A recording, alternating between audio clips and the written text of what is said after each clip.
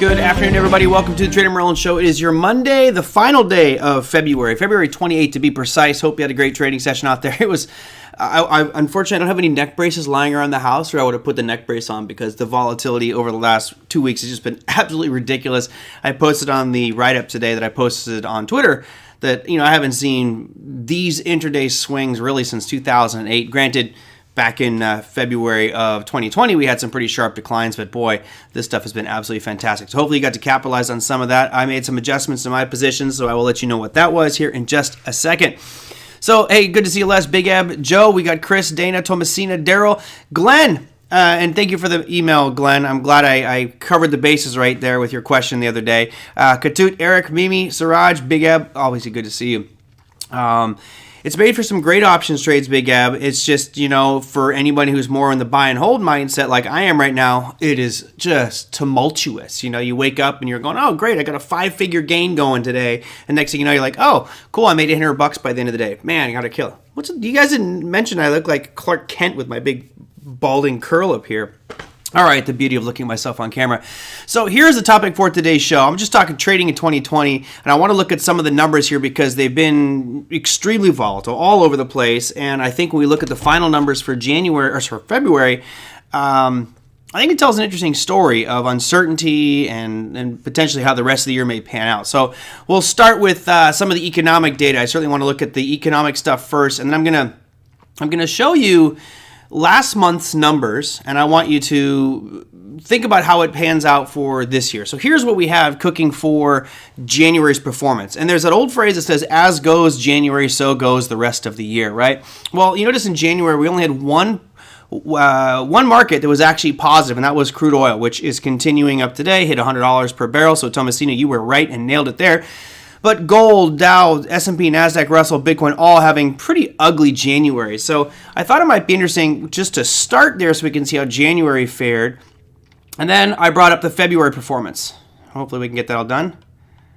All right, so here's our February performance, and I just went through the top 7. Even though we have this incredible volatility, these crazy swings, and a lot of uncertainty, there's been some pretty decent gains for the month of February.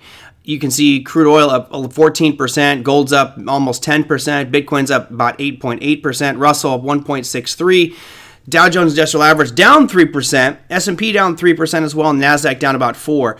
And while those numbers may seem bad, like, oh crap, it's down 4%, look at the other numbers. I mean, what I'm posting on the right-hand side of the screen here is what was the maximum decline for those in over the month of February. So how deep were we in the red on these specific markets? And just look at something like the S&P. The S&P was negative 12.37%, but finishing only down 3%. That is a miraculous turnaround. I mean, that's one of those ones you just look back and go, did that really happen? That was an incredible rebound in price. Same thing for the Russell, right? Russell actually finished positive for the month, up 1.63%. And initially, it was down at its maximum, almost 8%. Same for the Dow and the NASDAQ, down about 6.5%. So still sticking close to its lows. So, to me, it's really telling the story of where the money is flowing, right? Where is it going in these uncertain times? It's coming out of indexes, for the most part, and moving into commodities, which I'm sure Brendan is loving here. I also am a commodities lover at this point, and crypto. So I've been adding to my crypto, which has been good, especially since what happened today. And we'll look at some of those moves here in just a second. You've got some that have had just monster moves in the last 24 hours in that crypto space. So let's continue on here and go and look at our overall markets for the day. At least run through a couple of things. Some of you may have been entertained by some of my commentary. I don't really talk much on Twitter, but I posted a really funny chart. At least I thought it was funny. Somebody's had a Twitter post that said, what's moving faster than 20% in the last 24 hours? Name something. And they were pumping a cryptocurrency that had moved tremendous amounts. And I said, well, that's a pretty easy one. Let me just show you what the ruble looks like. So here is normally I would quote the USD against the ruble, but because people get confused on that, this is the price of the ruble on a daily chart. So obviously the conflict that was started, several weeks ago, really longer than several weeks, but slowly drifting down here, you can see the real assault on the ruble happened over the weekend with the sanctions. And I'll revisit my comments from last week when I said if you really want to hurt Russia and poke the bear and potentially get into a full-on escalation that involves the global community, you cut them off from SWIFT.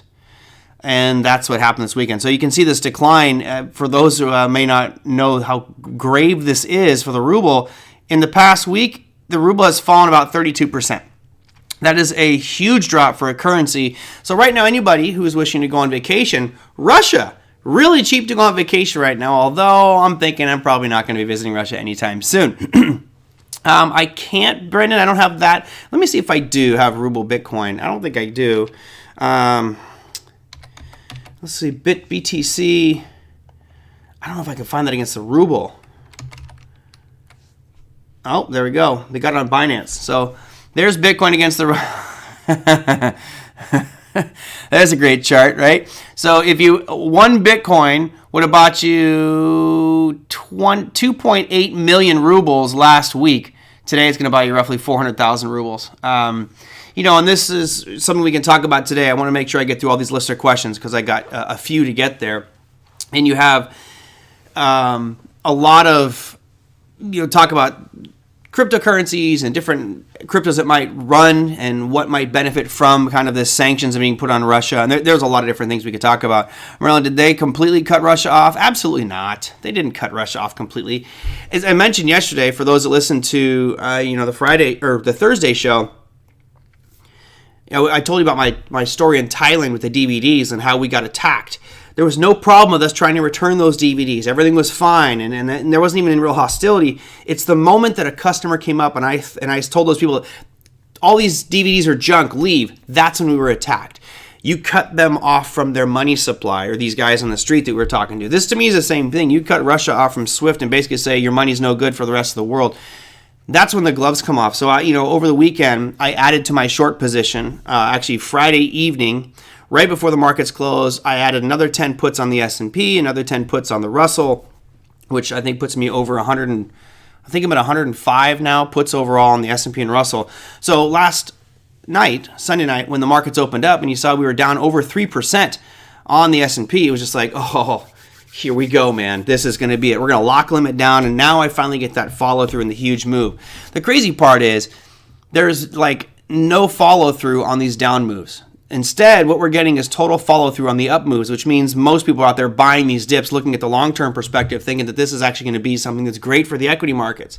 Now, in times of conflict, I would agree. I think that historically it's proven that if conflict occurs, markets tend to move up on that event. And I was, as I mentioned, I was hoping for 2 to 3 days after the initial invasion began to close my put position and then potentially buy some calls and jump back in short at a later date. Instead, what happened, it just kept on ripping. Right from the moment they set foot across the border or started shelling, you guys saw that futures chart, which I can bring up for you.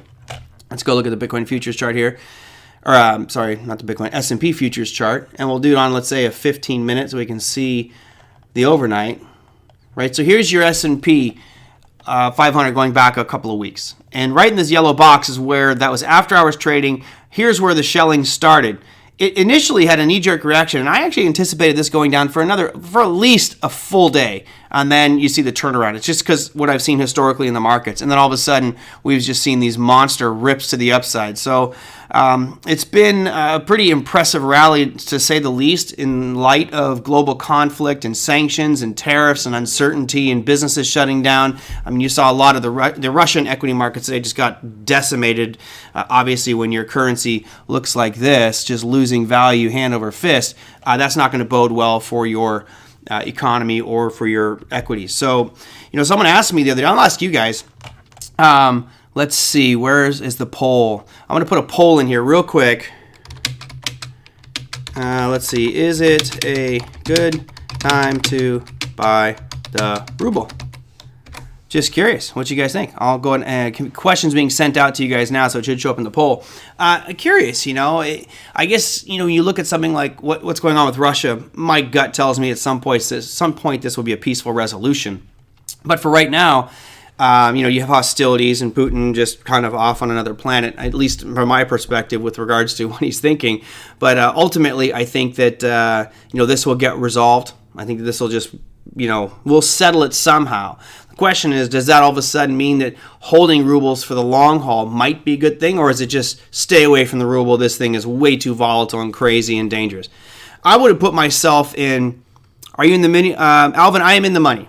I'm actually in the money by quite a bit on my put position, which is why I've been adding to it. I generally like to scale in, but certainly since those lows we saw last week, given a lot of that profit back. I'm still holding. I'm got my stop losses in place, so if this thing does pop a bit more, it'll take me out, and I'll still make a little bit of profit, but not as much as I did before.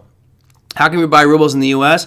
There's no way. I think it really depends on the exchanges that you're on. So if you're on some Forex exchanges, they may allow you, although right now I'm pretty sure they're going to put restrictions on that just because of what's going on.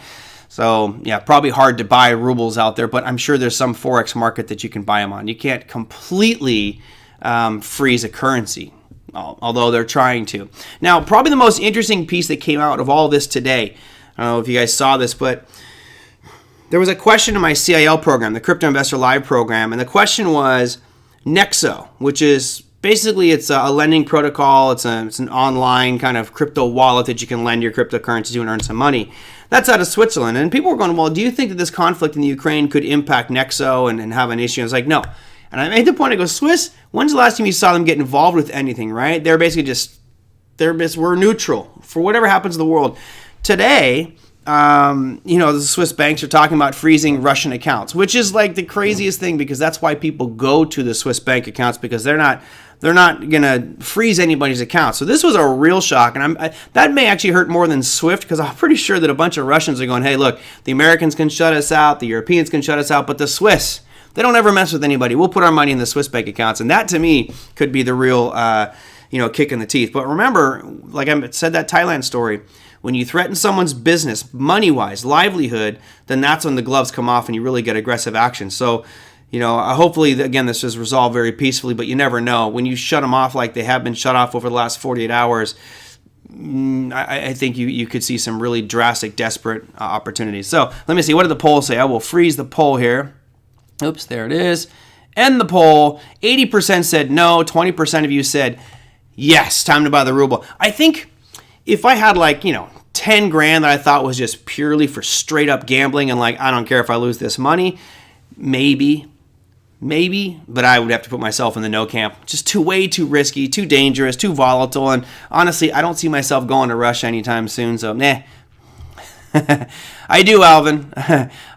You've seen some pretty big swings in my accounts over the years, and I treat it like it's not money. And I think that's one of the secrets, or not secret, but one of the things I've really done well over the years is if you treat it like it's not money, you don't get emotional, right? I'm sure for most of you, if you look at the swing off of the lows, we're going back to this chart over here. Let's go back to the S&P. If you look at from these lows here, where I got my cursor sitting right now, which is about 1880 on the Russell, to the peak that we achieved today at 2060, that's about a $40,000 swing in that account from of profits being eroded. So yeah, I'm used to big swings. It's okay. Bottom line is I have to think of what my overall plan was. What's the goal for this? That's why I bought the March contracts, May contracts. So I've got a bit of time. Hopefully, I think reality will settle in. And again, Brendan's the opposite of me. So I know Greg Manarino is probably very bullish. I saw your post his risk meter, which is showing not a lot of risk right now. I would disagree with that. I just think that there is a tremendous amount of risk and global uncertainty. When Russia pulled the talk track over the weekend of going nuclear, I was watching the markets open up going, man, we're gonna lock limit down on this. And when you open up today and have a market like today, right here's where we open up this morning on the Russell, aggressive sell-off at this point. We were down about 3%, I believe, on the Russell, and then has done nothing but go up ever since. So we know you're bullish. We know you're very bullish, Brendan. Of course you are. Merlin, I treat crypto like a video game with devastating real-life consequences for failure. I like that one. Well, again, I think I've mentioned this many times. Every dollar that I have in the equity markets, if I lost it, it would not impact my day-to-day life. Everything else is covered. So, part of what I've done over the years is built a system, or I don't know if it's a system or just a mechanism where I have a certain amount of income coming in that is going to, no matter what, allow me to cover every single expense that I have, and then I'll be putting all these other assets aside. Now, of course, I don't want to lose all that capital, so I have to be careful with it, but it doesn't get emotional. I know some people get really emotional when they start taking big losses or things really start to swing against them. It's all right, just part of the game. I will lose some. I will lose, hopefully none big. Last year with that, it was like $68,000 loss on that put position on the S&P I had. It's about 68 grand. That one stung a little bit, but we made it back over the rest of the year. Tell me about, oh, you know what? I did see that. I need to read that one clear, Kevin. I didn't get a chance to dive deep into that one. I'm really got caught up in a bunch of things, but I do want to get to that one. I saw your question. Let me see if I can just. I'll get to that one today, at least from what I remember. FIFA just banned Russia from the World Cup. Who cares? I'm sorry. I mean, I'm right now looking at mortars and incendiary rounds blasting into residential buildings and like, oh, we're going to cut you off from FIFA and Formula One. If I'm Putin, I'm like, kiss my ass. I don't care. I don't care about FIFA. I don't care about the Olympics. I know that stuff. It doesn't make a difference. So, it's fine. You're further alienating your country from, any sort of democracy or fun that the rest of the world has, but who knows how this is all going to end up. I feel really bad for the Russian people and the Ukrainian people, obviously, but drives me nuts. But good. Ban him from the World Cup. And don't let him back in, as in the Federation of Russian Players like the Olympics did. If you're out, you're out. I'm sorry. Your citizens can move out of that country and go somewhere else.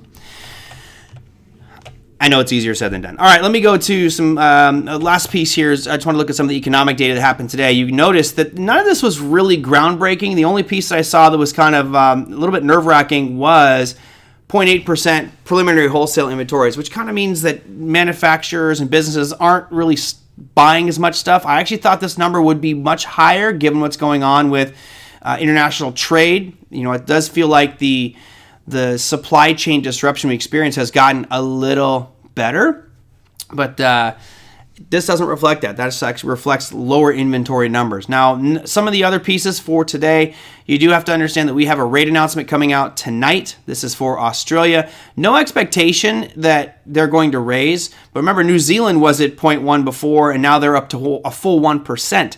So New Zealand's been raising aggressively, and they're right to the side of them, right? They're right next to Australia. Therefore, the pressure to raise rates is going to be on Australia here soon. I don't think it'll happen in this announcement, but my guess is probably the next announcement that comes out from Australia will be a rate increase or just a greater talk track towards rate increases for Australia. All right, let me see. What other? I'm going to start going into some questions here, and I had a whole bunch of them, so let me figure out what I got here. Bear with me. I'm going to try to cherry pick here because there was one, I think I had it. Yeah, I didn't even put it in here, Kevin. I didn't get it. Let me go to this one from Cal Mows My Grass. Although I spelled your name wrong. Cal Moss My Grass. It's Cal Mows My Grass. It says, in a few hours, MOEX, which is the Russian exchange, opens. What trading opportunities might I have between now and U.S. opening? Well, I think it's a much deeper dive question. I think as a trader or investor, we're already late, in my opinion. But when you know that they're going to put sanctions and embargoes and all this other stuff on Russia, my first thought would be, I'm going to go do some research, spend a couple hours and basically just look at whatever I can find that's doing business in China. So who has major business, or not China, Russia. So who has the major business contracts with Russia? That's who I'd be looking at shorting opportunities, or going out there on any Russian ETFs, which there are some out there. I saw earlier on, Big Eb was talking about that. What was the ticker symbol you gave me, Big Eb? I'll probably find it by the time the delay gets to you. What was that one? You mentioned it earlier, and EPAM. So EPAM. This is one that does a lot of business in Russia. Look what's happened over the last 24 hours. Here's a daily chart of it. Clearly this is, buy the rumor, sell the news, I guess, but it's gone from a high back in November of about $720. Now it's trading at $207, down 45% today alone on that news. Now, maybe this at some point becomes a buying opportunity for people, but I think at this point you just got to be very, very careful about trying to play anything with Russia. I think it's just a little too scary to me to get involved with any Russian stocks right now. It's a gamble. It's an absolute crapshoot. It's kind of like buying that Turkish lira when it was going through its parabolic move and came crashing back down. So I think that that's one way that you could play that. Cows mows my grass, although we're late, right? And when you sent that question in, markets were closed. Now that they're open, you're already seeing that impact where anything to do with Russia is being impacted significantly, including their spot currency price as well. All right, Germany. Yeah, I mean, look, everybody over there is jockeying for position. And it's not that I want to be like, I feel so much safer over here in the U.S. because I'm farther away from Russia, but I kind of do feel safer over here in the U.S., you know. I've had talks recently about going over to do a trip to Europe or something, and people are like, I don't know, I'm nervous about going to Europe. I'm like, I don't think it'll be a problem, but you just never know, and that's part of that uncertainty. Let's imagine that you all were planning on doing a vacation. I'll ask you. Let's say that you had a plan to go to Oktoberfest this year, right? You've never been before. You're all excited. You say, hey, let's go to Oktoberfest, right? So you got your tickets, you got your hotel, you bought your lederhosen, you're all dolled up. You've even taken a couple little German lessons on the side. You're like, yeah, ich bin gut, ja, mit jeder Bier haben. Practicing and everything. And then you see all this crap going on. You're like, well, shoot, if Russia and Germany start to get in a tit-for-tat type of thing, you know, Russia's already said, hey, man, the nuclear, get ready for the nuclear option, da-da. How many of you would say, I'm still going? I'm still going to go to Oktoberfest no matter what happens. Well, regardless of what happens. I'm curious to see if you guys think yes or no. I know some people are going to say no just because I don't want to deal with that uncertainty. I don't want to be that close to Russia. I personally would say, let's go. All right, as long as I don't have a layover in, you know, Moscow or St. Petersburg or something. I don't want to fly over Russian airspace, but you know, I'm fine personally. But I'm curious what you guys think. What would you do? Ultimately, I'm bullish because the Federal Reserve. Well, that means you're a perma bull, right, Brendan? Because the Federal Reserve's your entire life, then theoretically you've been a bull, because been around since 1913. I know you're not that old, so yeah, big. And there's no wrong answer about going to Oktoberfest. It's just a matter of personal preference. Some people feel comfortable, some people feel uncomfortable. Tommy says, me, I went to Australia 3 months after 9/11. Well, but again, who's Australia fighting with, right? Australia's like, hey, we just want people to come visit and, you know, to eat our food. Australia never seems to get involved with things. But if I change that narrative a bit and said, hey, would you like to go to Greece right after 9/11? Your attitude may change just a little bit, right? Because now you're so much closer to Middle East countries. There could be more issues there. Oktoberfest party, I'm in. So Owen says cancel. Thomas says to live to travel. Most of you said still go, which would be me too. You know, I think obviously I'd be monitoring the situation. You know, when you go there, you're not wearing like American flag clothes and sticking out. For those that don't know, I lived in Milan, Italy, right in downtown, right next to the Duomo in the town center. And I was there after 9/11. So I put an American flag on my balcony out of respect and just dismay all that was going on. And I was told by the building super that I had to take the flag down. I was not allowed to keep that flag. They were threatening me, and I'm like, what are you talking about? Because they were worried that people would attack the building. So, you know, weird pieces like that. And of course, as Americans, I mean, the more you travel around the world, the more you realize a lot of people look at Americans like, you guys are stupid.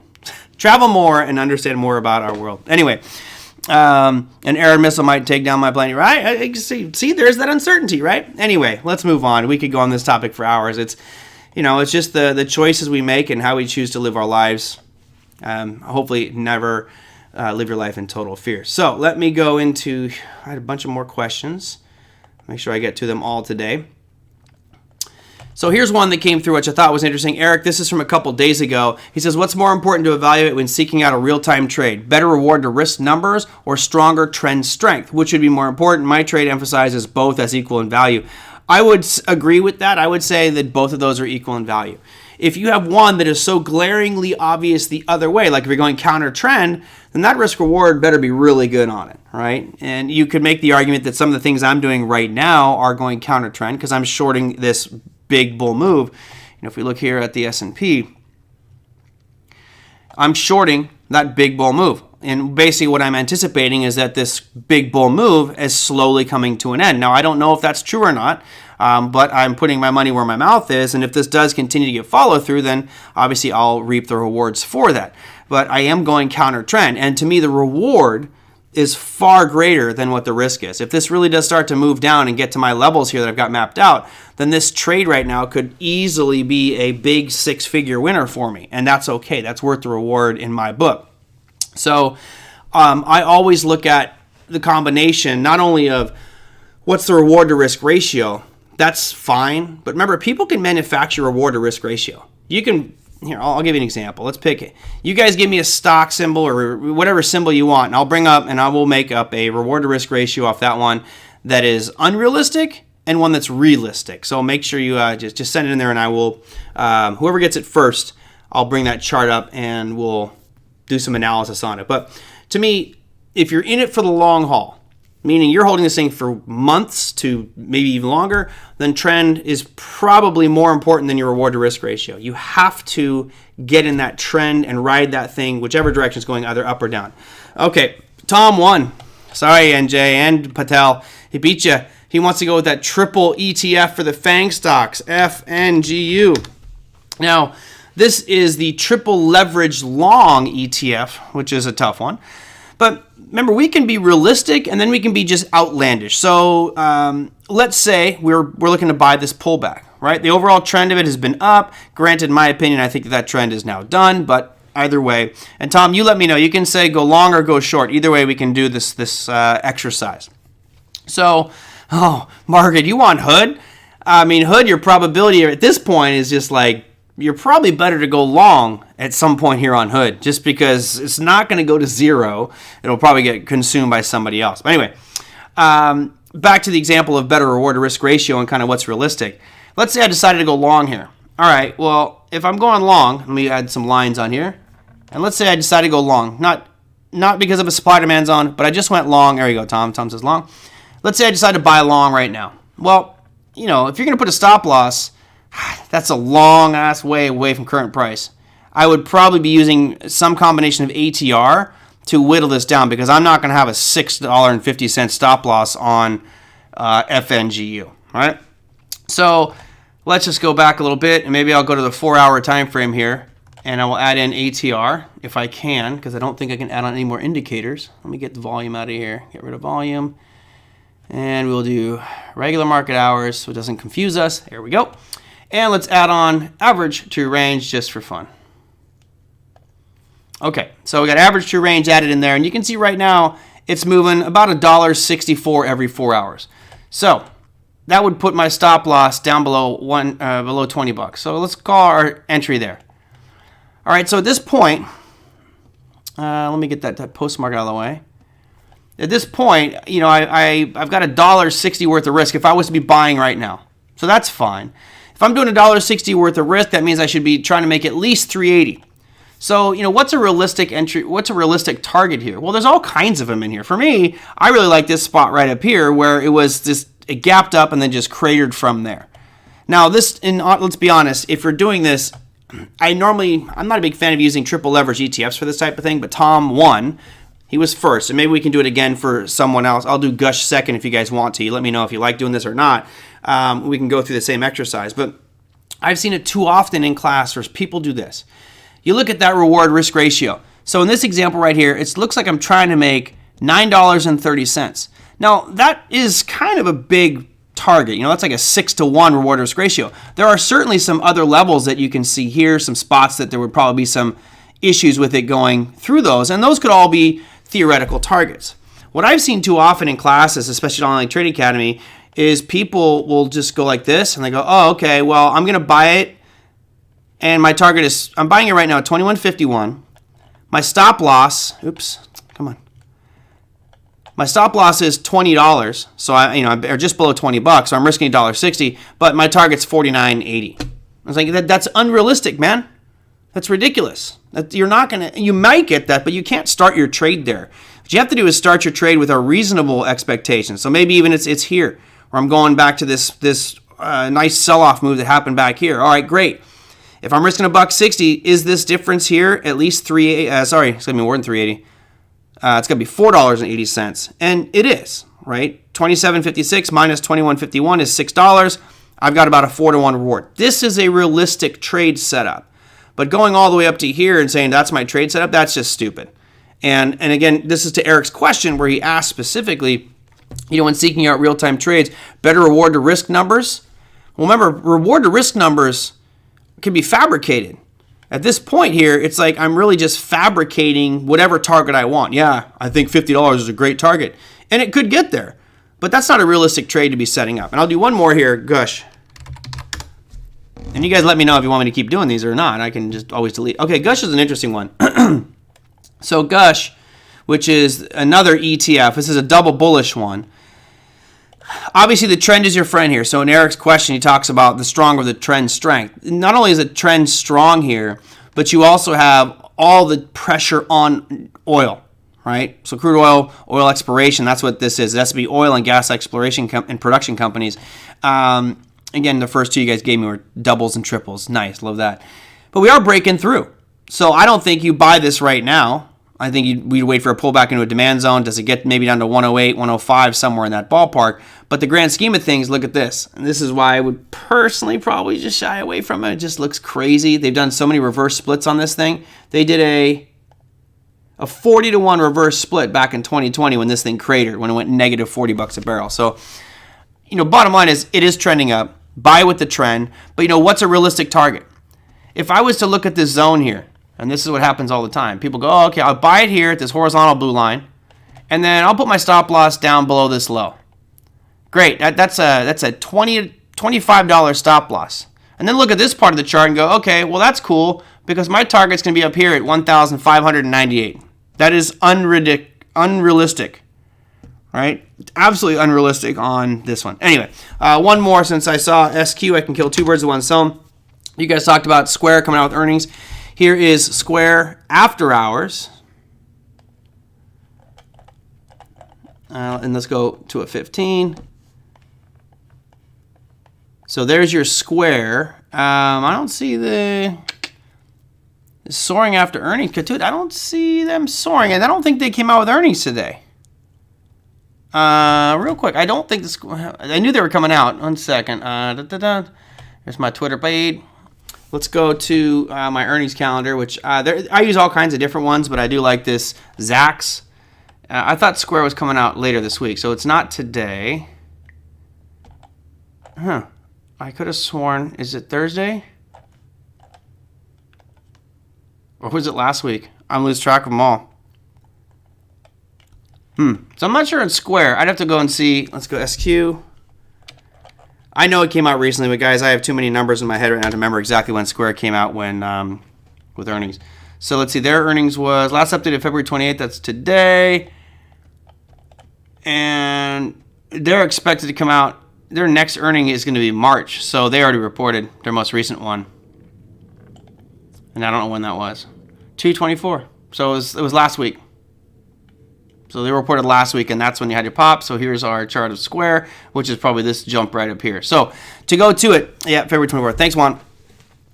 Are they soaring? Well, let's look at the daily here. And Big Eb says, how about a short on Square? Personally, I want to go long Square, but let's just say you want to go short right now. And we are at an area where I think it's a pretty darn good spot. Oh, interesting. Look at that. I love when I look back and I have these lines. You guys remember we drew this yellow box a few weeks ago talking about where this might be a turning point. Not bad. Pretty damn close, huh? Pretty damn close.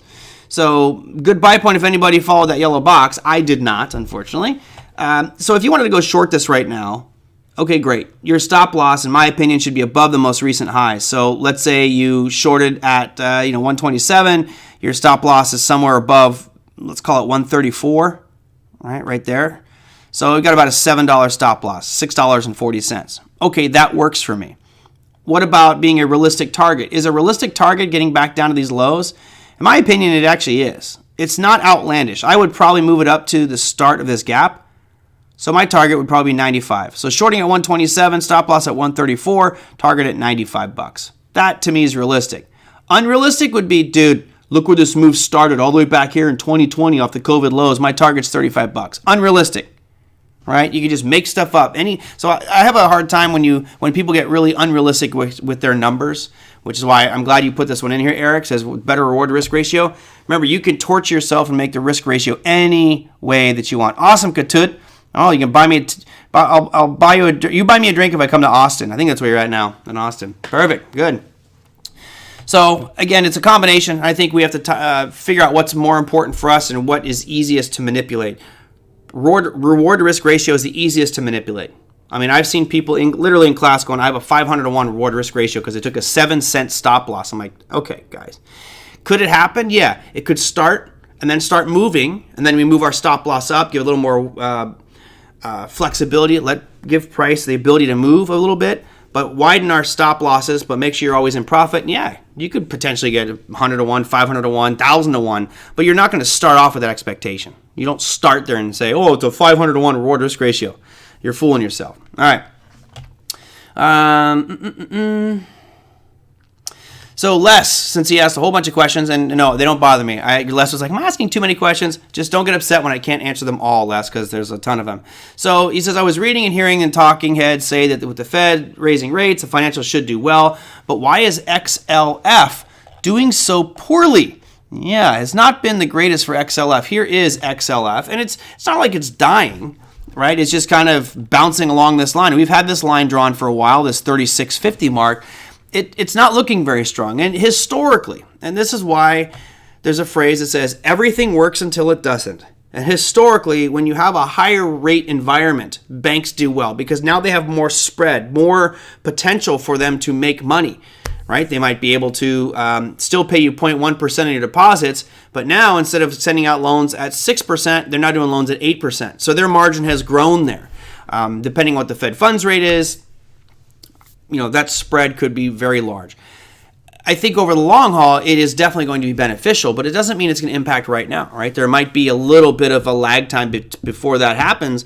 Right now, I think is not a bad time to look at actually buying financials as long as you have yourself a stop loss, because I think that if and when this thing rolls over, everything's going to take a hit. Regardless of how high rates go, banks will still suffer if there's a big decline in the markets like we saw in 2008 or 2000 or even 2020. So what higher rate environment? Well, what higher rate environment? Well, look at the 30-year fixed mortgage. You go back to November, Brendan, you could get a 30-year fixed rate mortgage for 2.87%. Now you're lucky if you get one for 3.8. That's a full 1 percentage point increase. So it is starting to raise a bit. Now, we've seen, if we look at some of the futures products here for the bonds, you can see that the 10-year is just still kind of stuck here. It's been a nice little pullback. It breached 2% and it came right back down, but the overall trend is still up. I wonder if I can just extend this line out. I wonder if it lets me do that. Style. Oh, there we go. Extend right line. Perfect. I'll just let that go forever and see what ends up happening. But, it's not a sharp increase. It's just slowly, steadily rising, and we'll see. If we stay above 2%, start to creep towards 2.5, then all of a sudden, real estate is going to become much more expensive. How was I able to call him? Who are you talking about? I've been calling inflation too, buddy. And plus, this isn't a he against me against you kind of show. It is just a show. All right, what else do I got?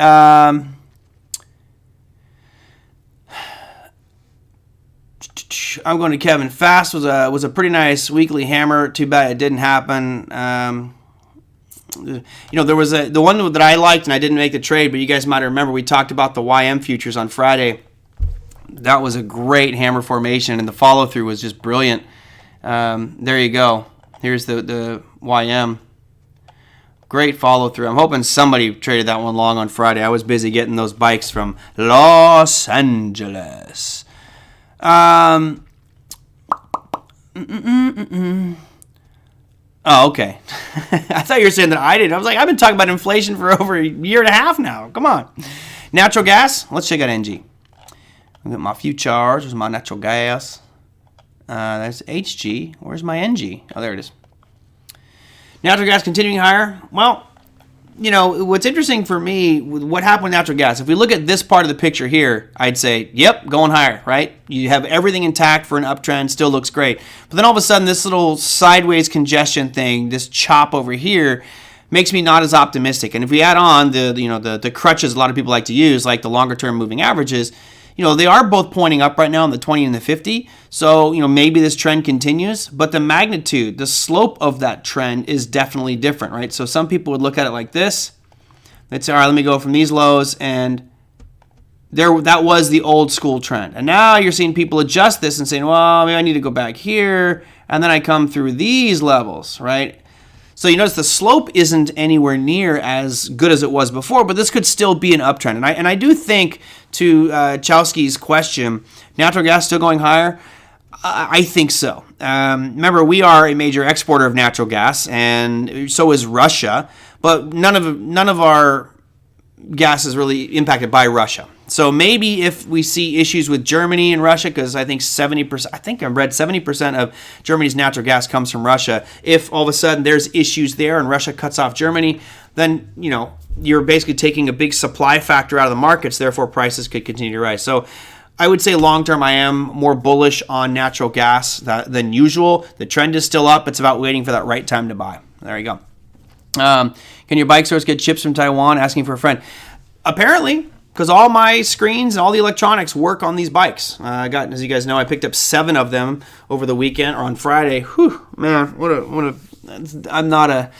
definitely not my job to be a bike salesman. It's just, I basically bought them for friends who wanted electric bikes, and now all of a sudden, like, everybody wants these things. I could start a business, but just not my deal. Let's see. Good hammer trade on Friday session. Great trade on Friday. Nope. I didn't, Eric. Oh, you did take it. Awesome. That's great, man. Good. And again, it's one of those, if you looked at that Dow trade, it wasn't like, and again, I could have been totally wrong. The hammer formation doesn't mean it has to go up. It's just one of those probabilities. And what was my rule? What did I tell everybody with a trade like this? Got that blue line there. If it breaks above 33,205 on this next day, then you have the potential to make a trade. And it had just monster follow through that day. So good. I'm glad you did. I don't know why Bitcoin is pumping. Maybe last day of the month. I know why Bitcoin is pumping. You're getting a huge pump on Bitcoin right now because it's becoming much more clear that cryptocurrencies and digital assets are the future for ways for countries and governments to store money. If you look what happened with Russia, Russia's now getting cut off from SWIFT protocol. It's getting cut off maybe from the Swiss bank accounts. I'm pretty sure all American banks are like, no, you can't do anything there. You can shut down a country if you can control their money. You're literally putting your hands around their throat and choking them out financially.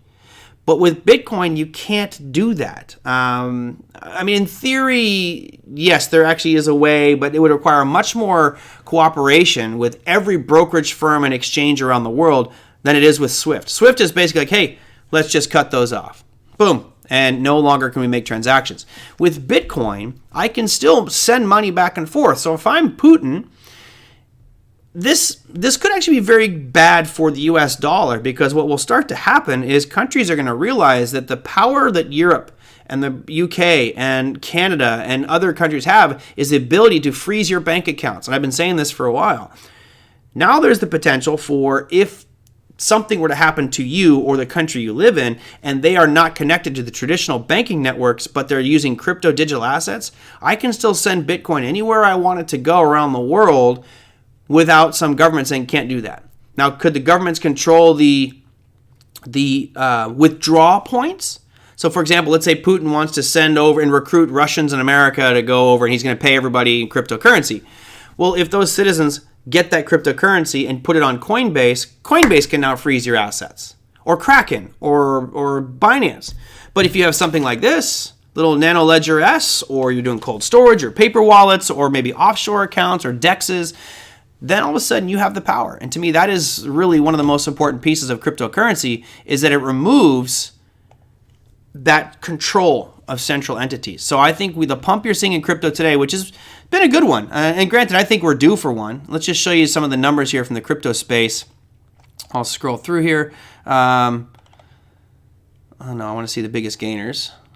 Boom.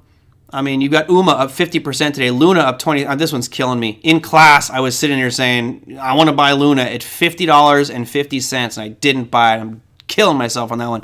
But, you got a lot of here that's up double digits. This is my watch list. You guys notice all of these. The vast majority of my portfolio and watch list is in double-digit gains. The weakest one, is Monero, which is a privacy coin, only up 1.5% today. But things like Polkadot, 6%. You've got Singapore dollar. This should be, or Songbird. I'm sorry, that's a Songbird. Anyway, the list is strong. So I think this is it's a buying opportunity. It's a dip moment for cryptocurrency. I mean, look at what's happened to these price charts, right? It's been pretty ugly for the past few months. And I think that a lot of money is going to start to pour in there out of traditional banks and financial institutions, whether that's Europeans or Russians or Ukrainians moving from their banks into crypto. It's a sign that I think us as citizens of the world are saying, screw you, financial systems. You should not have the authority or the autonomy to close me out from my bank account. And I think that that's important. Now, we're talking about Trudeau and what's going on up there with the regulators in Canada, freezing assets and things like that.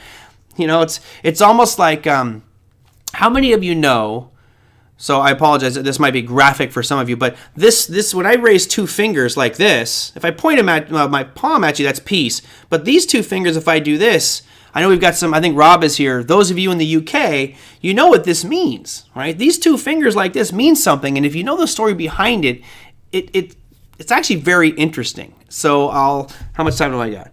All right, I'll explain the story because I'm sure some of you don't know what this means. In America, we flip someone the bird. We give them the middle finger. It means F you, right? Okay.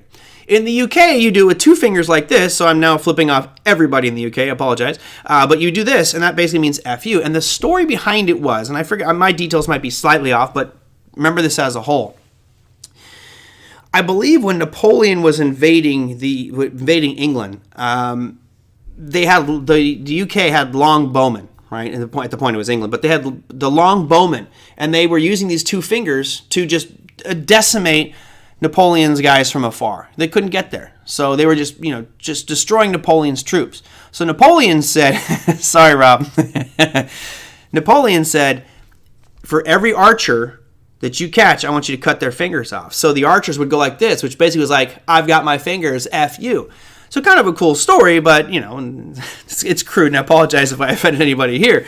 But, with these devices, like this Nano Ledger S, which mine right now, this guy right here has about $150,000 on it. It's a little, and you can't do anything with it. Go ahead and take it, seal it, crush it. You can't do anything with it without my codes. So, yeah, the French, the French don't like that. But this, to me, is like the future of it. It's like, instead of me holding up a middle finger, I'll just hold up my Nano Ledger S to the financial institutions and governments, and that will be like the big FU to them, too. All right, sorry. My rude lesson on TraderMerlin for the day. Oh, this is an interesting one, and I wanted to bring this up because I went to the beach this weekend and got to experience this firsthand. But Les said, he said that you didn't have to wait to get the bikes. We're talking about the electric bikes that I got this weekend. He says they were now in stock. Your initial purchase of these bikes a while ago took a long time because of supply chain problems. Are you seeing the supply chain problems ease a little? If the supply problem is easing, how will this affect inflation in the near future? Boy, there's a lot of loaded questions in there. So first and foremost, yes, the first time I ordered these electric bikes took me about 3 to 4 months to get the shipment. Of course, I think I've even posted some pictures. I've gone to Dog Beach, where I go to regularly, and you could see a line, and we're talking at least a dozen gigantic, monstrous ships coming from China going to the port of Long Beach trying to drop off goods. Clearly, COVID impacting the importation of goods and goods from China and other countries around the world. So yeah, it was interesting when I called up my connection. I was like, hey, listen, I don't want to wait, but if there's some at the warehouse, I'll take them. And right now, there are a bunch of bikes sitting at the warehouse. I could probably go get more right now. I think part of it, Les, isn't necessarily that the supply chain has been fixed. I think what happened is a lot of people ordered these bikes, but now they're so popular here in SoCal that the competition's gotten a lot higher, and maybe they're just not selling as many. So when I talked to her, she said people didn't pay their bill. We have these extra bikes there. So I think that's why I've gotten the bikes. However, that said, when I went to Dog Beach this weekend, or to the beach this weekend, I didn't see any cargo ships lined up outside of Port of Long Beach. So from my just casual firsthand visual observation, it seems like whatever issues were there, at least from the shipping side, have been resolved. I didn't see one big boat waiting. And normally, even in normal conditions, I see a boat waiting there. So if we are past that, and how does that impact inflation? It means that the supply of goods will get back to normal on the shelves of things that we want. And my guess is things will normalize. Hopefully prices will drop. However, if you run a business, if anybody here runs a business, and let's say you sold, I don't know, I'm going to make something up here. You got flashlights, right? I got a flashlight right here. Just so you know, it's a flashlight. There we go. let's say you got a business and your business is flashlights.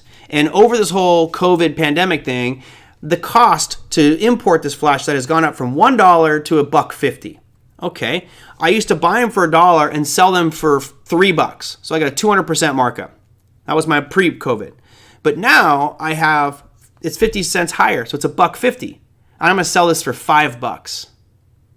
So my inflation as the importer has gone up by 50%, but I'm now significantly raising the price even higher. So if the supply chain issues are fixed and I can now get these flashlights for $1 again, remember, they were $1, they jumped to $1.50, so I raised my price from $3 to $5.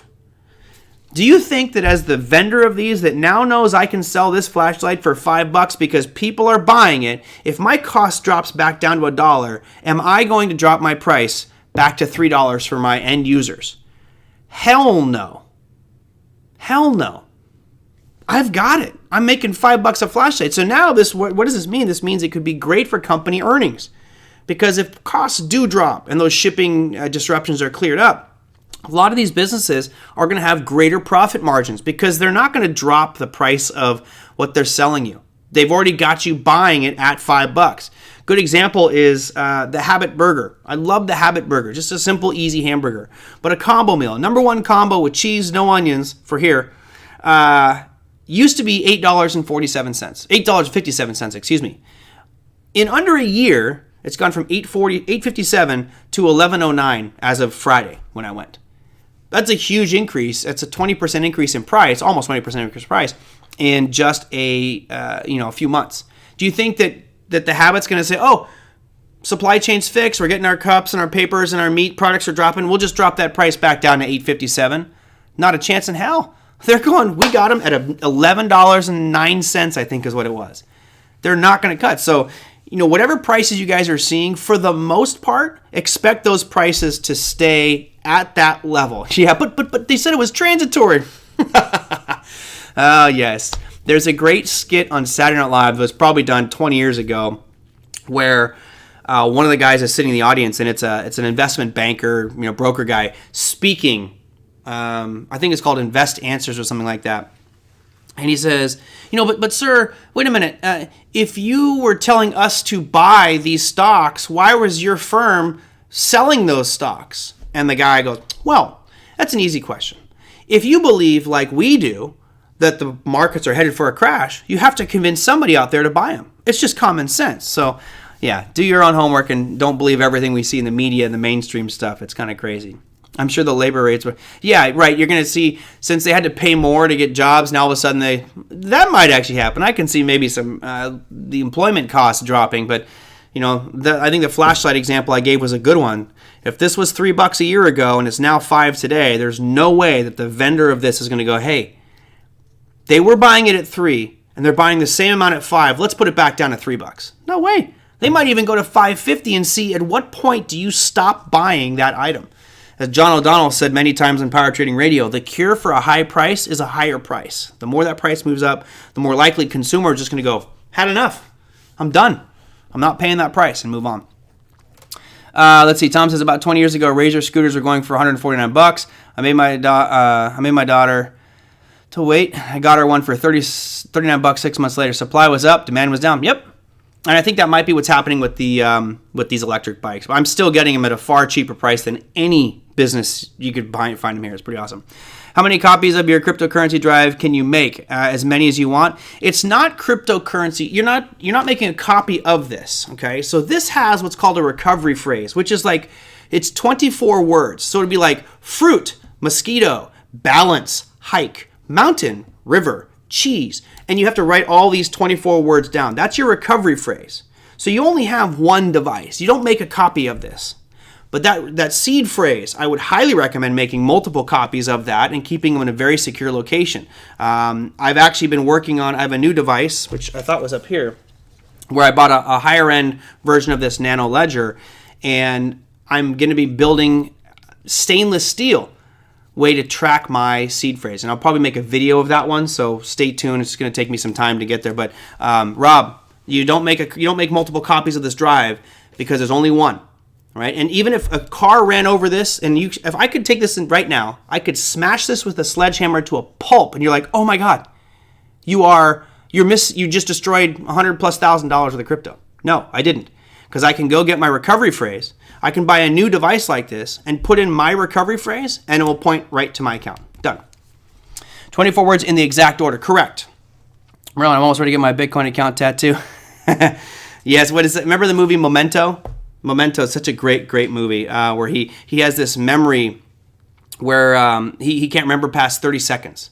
So, he'll forget about things. So he tattoos all these things all over his body to solve a murder. Pretty cool movie. All right, let me go into what's happening tomorrow. I went off on a tangent here today. So anyway, I enjoy these talk shows when we just kind of go organically and random. Tomorrow is a massive day for economic announcements. It's so big, you might not be able to read some of the stuff on your screen. It's ridiculous. So you have the Italian, the French, the Spanish, and German manufacturing and PMI numbers. You also have manufacturing and PMI for the UK. You have that coming out for the US as well. So and Canada. So it's like global reporting of manufacturing, etc. You can see Canada has their GDP numbers, which is expected to take a pretty sharp drop. You notice here you've got GDP in Canada was 0.6%. They're expecting it to go to 0. That's not a good sign, given that a lot of people right now are showing good GDP increases. So that will be an interesting one for. This is wrong. Whoever created the slide for me, which is me because I built it. This is for March 1st. Hold on, I will correct it here because I can't have errors on the screen. That really bothers me. Let's go here. We're going to change that to 3 and make this 1. Okay, there you go.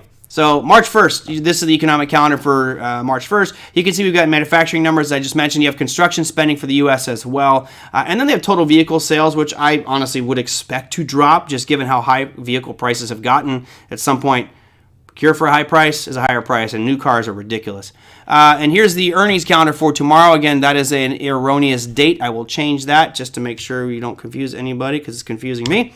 Here's what we have cooking for tomorrow. It's an interesting week because it's retail sales heavy. A ton of retail sales company, everybody reporting earnings. Tomorrow you've got Target and you have Kohl's reporting, but you also have Baidu. I know a lot of people have been asking me about Baidu and Alibaba. Baidu, here's the chart of it. This is one that I actually think long-term is a good buy, but right now it's just floundering in this yellow box range. I'm going to call the yellow box the Tom bar box.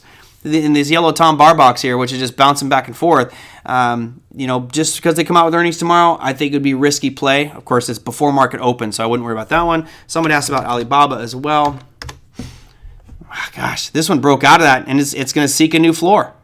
Right? It's going to go out and try to find its next demand zone, which to me is right around $89 on Alibaba. Ouch.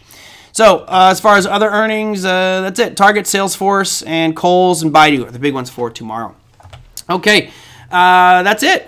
Tom, Big Eb, good luck. You thought you got me for 1 hour, 59 minutes today. By the way, for those who made it to the end, nice announcements. So tomorrow I'm going to have Corey Lane on the program talking about options brokers and platforms. Wednesday, I'm extremely excited about this one. Daniel Roberts, who's the editor-in-chief at Decrypt, used to work for Yahoo Finance. He's going to come on the program and talk about kind of the digital world. He is one of my favorite people in the industry because he's probably the most objective.